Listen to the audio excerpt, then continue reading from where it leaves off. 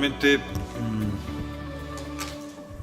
encantado si hay preguntas por parte del público dirigidas a alguno de los ponentes, pero sé que esto es difícil, sobre todo es difícil hacer la primera. En ese sentido, yo voy a lanzar una, aunque creo que ha sido, por un lado, bueno, yo creo que en la intervención de Neil y en la intervención de Rinio, pero ha estado presente en los dos, especialmente cuando Manuel ha presentado el proyecto de Zorrozaurre, lo ha desarrollado, o cuando Susana ha presentado el proyecto de Argel, el proyecto especialmente la intervención sobre Bab el-Dued, bueno, digamos las dos intervenciones. Yo creo que en todas ellas se ha visto que, aunque inicialmente había proyectos de una gran intensidad, podríamos decir, o directriz política, y con el soporte de lo político, sin embargo, hay una clave, y es que digamos, el habitante ya no se considera simplemente un espectador de una acción urbana, sino quiere ser actor. Y la respuesta es una respuesta, ya no puede ser una respuesta que no le permita ser actor. Me parece que es algo que está detrás de todas las intervenciones. Y luego también, obviamente, el trabajo colaborativo. Es decir, cómo realmente todas estas intervenciones tienen un trabajo colaborativo más allá del valor simbólico y también del valor cualitativo que la arquitectura tiene en su determinación final. Porque al final de todos estos ejemplos hemos visto el último ejemplo del Muelle Barón, bueno, de la intervención sobre el Muelle Barón, cómo realmente no puede haber una intervención comercial, pero sí cuál es el tipo de intervención que ahí se hace y cuál es la calidad de la intervención que ahí se realiza. Por tanto, bueno, yo diría la primera sobre el tema de los actores para que insistiera a Neil, por darle la palabra, pero luego el resto puede ir interviniendo.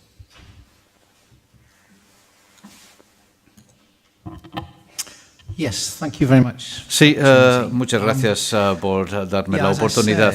Sí, como decía, hemos vivido una época en la que las consultas con la comunidad, tal vez durante los últimos 20, 25 años o más, se ha convertido casi en algo de mala educación. Donde sí, me están contando cosas, pero no me dejan hablar. Simplemente me van a dar lo que ustedes quieren, así que vendré a escuchar, pero en realidad no es una consulta. Y creo que como colaboradores, arquitectos, diseñadores, ingenieros, hemos caído un poco en esa trampa. Lo que veo surgir en varios escenarios en todo el mundo es que hay más poder para la gente, más involucración, todo el mundo tiene más conocimientos, tiene más formación en cuanto a lo que les gustaría ver dentro de la comunidad en la que viven. Y ya sean los políticos o nosotros en nuestras propias profesiones nos hemos colocado en esta situación. Pero sé que podemos empezar con un concepto, por supuesto, a menudo lo hacemos para indicar el camino. Pero la historia va evolucionando y muchas veces al final del viaje, que tal vez sea el final del viaje para nosotros, pero el principio del viaje para los que viven ahí, es muy diferente.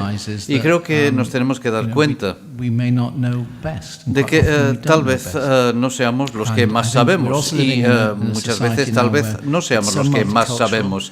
Y ahora además vivimos en una sociedad que es tan multicultural. Se hablan más de 170 idiomas en Londres, por ejemplo.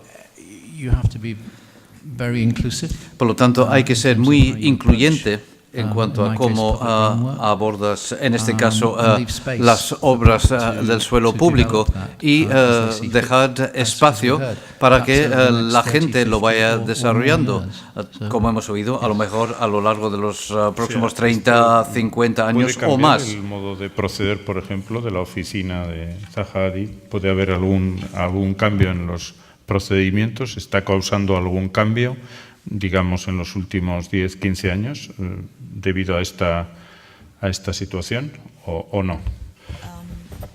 Voy a intentar hablar en castellano.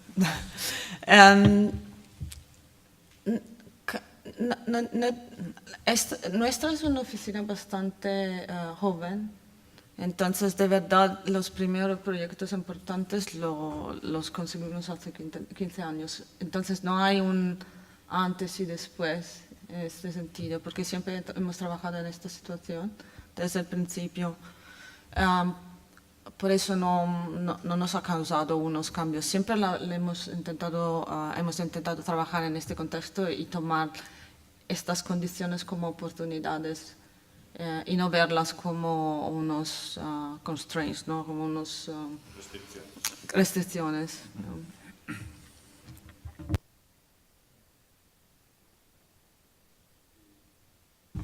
La segunda cuestión sobre sobre el trabajo colaborativo, digamos, ¿cuál es la experiencia? ¿Qué cambios se han producido después de esa larga experiencia que SENER tiene de trabajo colaborativo dentro y fuera? ¿Cuáles son los principales cambios que se han podido producir y hacia dónde va ese trabajo colaborativo? ¿En qué sentido se va a orientar de cara al futuro? Igual contesta Esteban, que lleva más años en la casa y ha vivido la evolución. Bueno, es que hay un trabajo colaborativo dentro de la casa, dentro de una empresa que pueda tener diferentes capacidades técnicas, ¿no? O sea, qué sé yo, desde geólogos a expertos en hidráulica, expertos en comportamiento portuario. Evidentemente que cuando se quiere resolver un problema y se juntan especialistas solamente para un proyecto, hay un primer chirrido, hay una primera, digamos, un periodo de rodaje que a lo mejor en un proyecto largo puede funcionar, pero en un proyecto corto pues es difícil compararlo con una experiencia en que ya hay un equipo, digamos, funcionando, ¿no?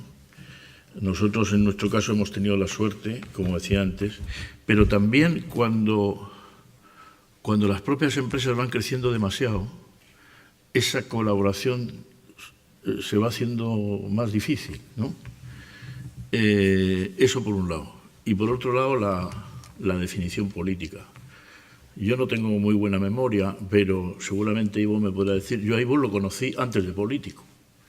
Es decir, que cuando los políticos llegan con un convencimiento técnico, es más fácil producir acuerdos. En Bilbao, y dime si me equivoco, si el partido gobernante de la ciudad no hubiera tenido una buena relación con el partido que estaba manejando el país en ese momento, habría sido más difícil haber integrado los patrimonios que eran del INI o no sé qué y formar Bilbao Ría 2000. O sea, yo no me explico que si ahora tenemos unos políticos que no tienen la capacidad para ponerse de acuerdo en lo que se tiene que poner de acuerdo, imagínate para estas cosas que son para actuar. O sea, en cambio tenemos un ejemplo que ha empezado por Ivo Aranezo y ahora lo tenemos con Koolhaas, ¿no? Que se transforma en político, según nos hemos enterado últimamente. Precisamente porque él debe pensar que es más fácil o hay un camino para poder transformar o para poder llevar a cabo los proyectos con la actuación política. O sea, que te digo que hay dos colaboraciones, la interna, que esa es responsabilidad nuestra, pero también responsabilidad del que encarga, ¿no? El que encarga tiene que saber si en un momento determinado encarga a los mejores profesionales y los trata de juntar en un mare magnum, igual se puede tener un problema mayor, incluso.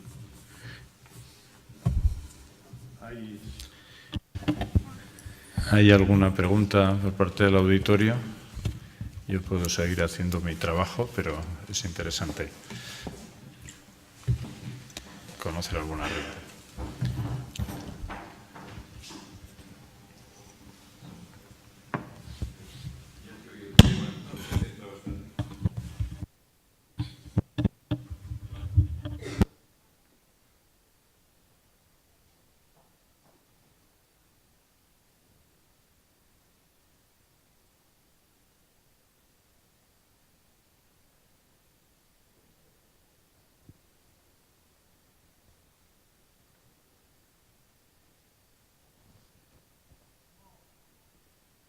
A ver, entendiendo el puerto como la puerta de la ciudad, ¿no? Y en la representación histórica de las ciudades, sobre todo europeas, casi siempre están tomadas desde la mar, entendido también como un lugar de transición, un sitio fronterizo que está sometido a jurisdicciones diversas. El periodo ese de transformación empieza quizás simbólicamente cuando se tira la reja de un puerto. A partir de entonces, el puerto ya es ciudad, ya se conecta.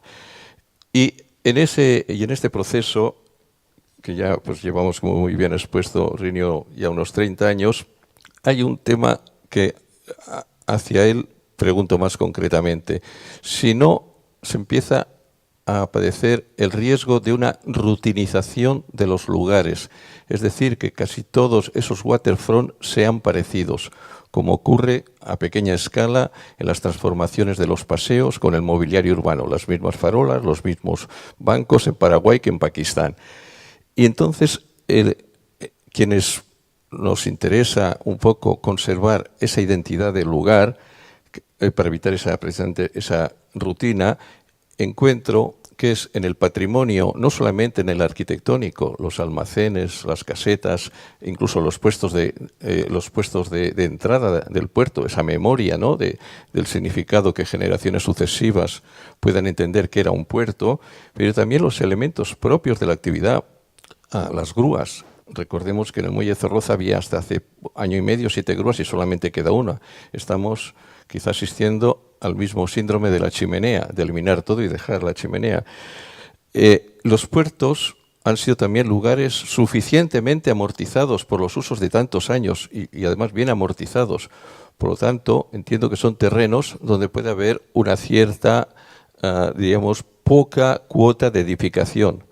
Me parece recordar que es en Hamburgo, que se vio una vez en Santander, donde las edificaciones estaban al borde del cantil, es decir, uno salía a la ventana, se le caía las gafas y iban al agua, ¿no? Entonces, me parece que son intervenciones abusivas. Aquí mismo, y luego está el carácter de la intervención. En esta misma orilla de Bilbao, por ejemplo, hay 2 lecturas, el tramo de la Naja y Uri-Bitarte, hasta el puente de la Salve, y luego posteriormente el de Abando Ibarra. Lecturas que a unos nos parecerán más interesantes las unas y otros las otras. Pero esa diafanidad, que creo haber entendido ayer bien, en Burdeos, permitía, habló de 500.000 personas, supongo que no todas fueron el mismo día y a la misma hora, pero esos espacios amplios, polifuncionales, como se ha demostrado en el muelle del Arenal, que lo mismo se pone en las chosnas que carpas para cualquier acontecimiento. Entonces, ese no repletar los espacios públicos con objetos, digamos, de diseño, muchas veces intrascendente, creo que es de un gran valor, esa diafanidad. Y cuando uno mira el agua, está mirando una historia, está viendo un lugar donde ha habido tantos acontecimientos a través de la historia que merece la pena el conservar esa memoria portuaria, porque si no, creeremos que estamos en un lugar donde se ha llenado de agua. Es un vacío lleno de memoria lo que contiene un puerto. Gracias.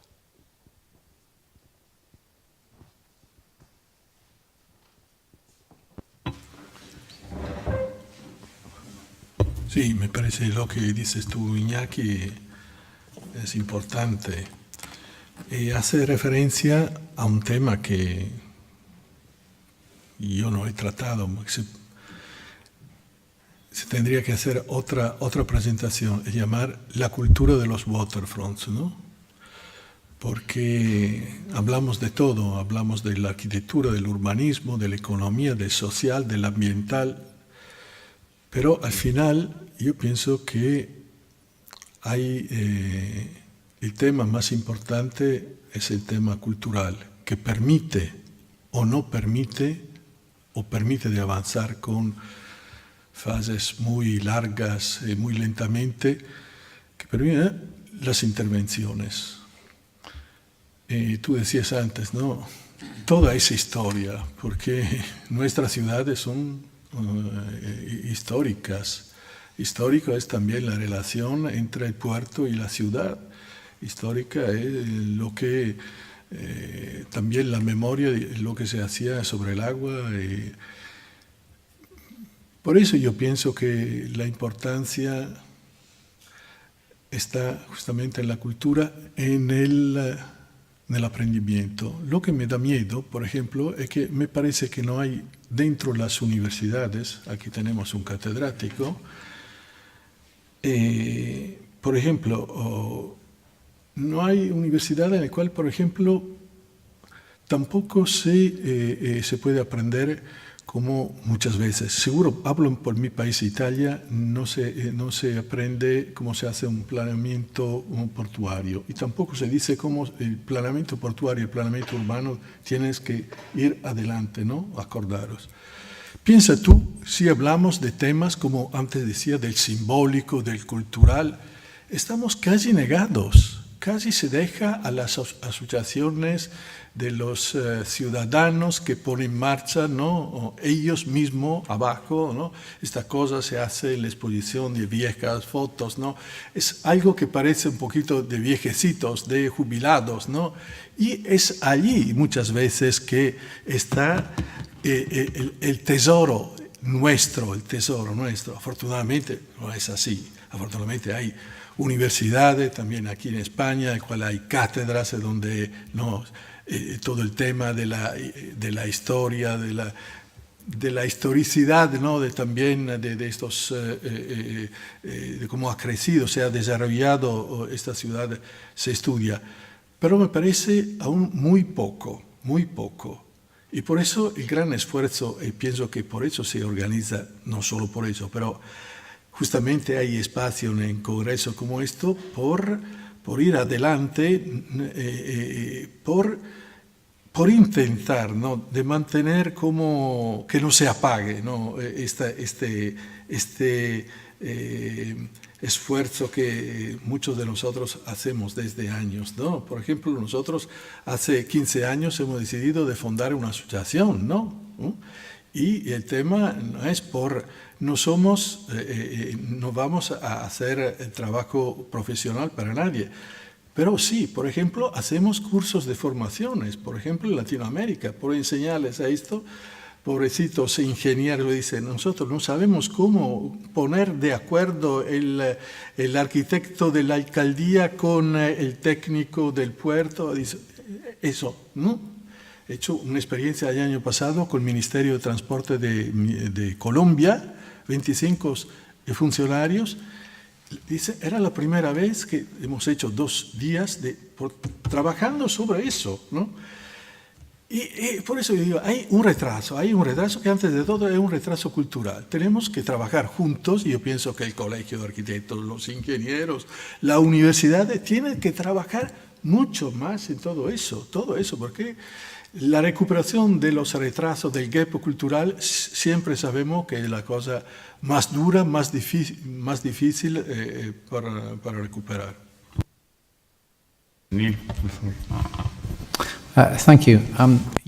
You make an excellent point. Gracias. Ha sido un excelente comentario. Y también los comentarios macroculturales que se acaban de comentar aquí, o los detalles del diseño. Y llevo tanto tiempo en esta profesión que soy capaz de datar la fecha en base a los materiales empleados, sean los hormigones de los 80 o los granitos de los 90 o lo que sea. Y como diseñadores nos esforzamos por apartarnos de eso. nos esforzamos por evitar siguiendo el mismo patrón, seguir el mismo catálogo, a pesar del hecho de que los muebles Escafé son muy bonitos y se exportan muy bien a todo el mundo. Pero puede haber demasiado Escafé. Así que sí, estoy totalmente de acuerdo en ese sentido. Pero otra cosa que padecemos, yo creo, es que el mundo, desde el punto de vista de la comunicación, se ha convertido en un sitio muy pequeño. Es un lugar instantáneo. Pulsas una tecla, inmediatamente sabes lo que está pasando en Sudamérica o en Rhodesia o en Reykjavik o donde sea. Y todo el mundo quiere una rápida respuesta sobre cómo tratar una situación. Y yo creo que vivimos en un mundo donde el cliente experto se está convirtiendo en algo bastante raro. En Londres tuvimos suerte, teníamos un cuerpo de clientes expertos, ingenieros, arquitectos, paisajistas, que eran clientes expertos y fijaron objetivos muy rigurosos. No se les podía engañar, no se podía producir algo. No es que lo hubiéramos hecho, pero se ve que se hace, producir las cosas de cualquier manera. Y creo que los clientes también deben reconocer este problema. Y hay que mirar más allá de lo evidente. Y algunas veces se hacen por razones económicas, que no me parece ninguna excusa, pero veo que pasa. Y creo que el punto de partida cultural es exactamente eso. No es solo el punto de partida, es el centro y es el final. Y muchas veces nos metemos en producir algo que puede ser bonito, que puede ser bello, pero es algo extraño para el lugar donde estás trabajando. Me parece que esto es importante. ¿Alguna otra pregunta?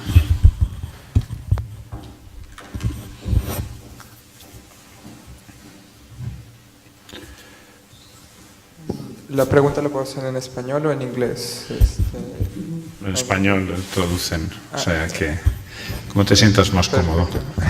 Hola, mi nombre es David, vengo de una universidad en Alemania y mi pregunta es realmente para Manuel Agato, relacionado al plan de Sorrosaure. Sabiendo en el análisis que se tiene por parte de Sorrosaure, se está haciendo proyectos para prevenir las inundaciones que puedan surgir. Hay dos opciones, que es la primera la apertura del canal de Deustos y la segunda es el incremento del volumen de la isla dentro de 4 a 5 metros más o menos. Realmente quisiéramos saber si de dónde se va a obtener la tierra o si este plan de incrementar el volumen de la isla es algo viable como tal para prevenir las inundaciones en la isla. Cuando trabajamos nosotros, igual no estoy completamente actualizada con los últimos, pero cuando trabajamos nosotros no hubiera ningún plan de aumentar el nivel de 4 o 5 metros, porque no sería viable, porque el nivel sería completamente demasiado alto, la distancia desde del agua cuando la marea está... Cuando el agua está baja sería demasiado. La idea era, y se ha mirado con modelos hidráulicos, de claramente abrir el canal de Deusto para permitir, en caso de avenida, el alivio de la avenida agua arriba. Y eso es para las avenidas excepcionales, y también aumentar el nivel de la isla, pero menos de 5 metros. We studied, switch, el past tense is a bit of we Estudiamos todos los niveles y que se exigieron, evidentemente, en aguas arriba el nivel era 1, aguas abajo era un nivel diferente, y lo que hacíamos era conseguir el nivel mínimo que era necesario para evitar inundaciones graves. Y la idea era que, bueno, en primer lugar, no todas las zonas están muy contaminadas. Hay algunas zonas, como el extremo del canal, que sí que está bastante contaminada, y otras zonas no. Bueno, depende de la industria que hubo allí, y el suelo está más o menos contaminado. Así que lo que propusimos es que se hiciera un mapa de detalle del lecho contaminado o del suelo contaminado para saber cuánto había que quitar. Y el resto, bueno, se mantendría in situ, y es una manera bastante adecuada de bueno, operar. tengo una pregunta más relacionada a la isla de Zorrozaure. Considerando con la información que se tiene, ¿consideraría Zorrozaure, viendo las facilidades que tiene Bilbao como una potencial Smart City, consideraría que Zorrozaure podría ser un modelo para ser un Smart Neighborhood? Sí, claramente. La idea nuestra era esa, no solo Smart City, pero también, Smart Neighborhood, like you say. Esas son cosas que no se pueden predeterminar, ¿no? Hay que ver cómo estos planos que tengan un plazo muy largo, cómo se evolucionan. También, cuando empezamos nosotros en Zorrozaure era el 2003, en un periodo de crecida económica increíble, en un periodo de boom de la vivienda. Entonces, las cosas en estos plazos muy largos van cambiando y han cambiado, y muchas cosas se han tenido que reconsiderar. El mix del programático de la isla también ha tenido que reconsiderarse, bajando la vivienda, aumentando el terciario, todo eso. El tema, por ejemplo, de la ciudad del conocimiento que tenemos es una cosa que los promotores de Zorrozaure pueden facilitar, pero al final tiene que tener, la participación de toda Bilbao, el interés de las haciendas y de los ciudadanos en general. Lo que veo que está pasando ahora es más una evolución en la dirección de la cultural neighborhood, la isla del arte, de la cultura. Y eso es también muy interesante. Yo creo que el hecho que cuando hablaba antes de seeding, ¿no? Como de esas pequeñas actividades, pequeñas cosas que van pasando y que establecen las fundaciones del desarrollo de Zorrozaure, eso puede ser uno de ellos, como los neighborhoods también, ¿no? Los barrios que ya existen. Entonces, lo que espero es que este uso de los edificios industriales un poco espontáneo que va pasando ahora pueda quedarse, continuar y de una manera constituir la identidad de Zorrozaure. Y como ha pasado en Londres, las dos cosas van bastante de mano en mano, ¿no? Smart City, culture, two things that are very integrated. En Londres hay toda la zona de around Elm Street Roundabout and Shoreditch. Es una zona donde hay galerías, hay arte, hay cosas también, y startups, all sorts, ¿no? Entonces, eso contribuye también a la variedad, la richness of el enriquecimiento del proyecto. Bien, creo que... ¿Quieres decir algo?